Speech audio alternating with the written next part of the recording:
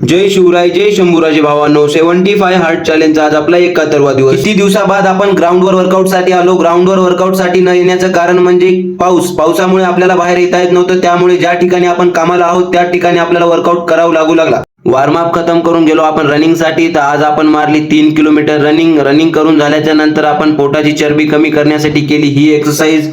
त्यानंतर मारले लेग करून भावानो आपण उडी मारत मारले सपाटे करून झाल्याच्या नंतर गेलो घरी. पिला अर्धा लिटर दूध. त्यानंतर केलं मस्तपैकी जेवण. तर भावानो दिवसभराचे कामं निपटून गेलो आपण दुसऱ्या वर्कआउट साठी. सगळ्यात पहिले केला जे व्यायामाच्या अगोदर गरजेचं असते ते म्हणजे वॉर्मअप करून भावानो मारले आपण दंड करून झाल्याच्या नंतर भावानं मारले आपण डायमंड पुशअप.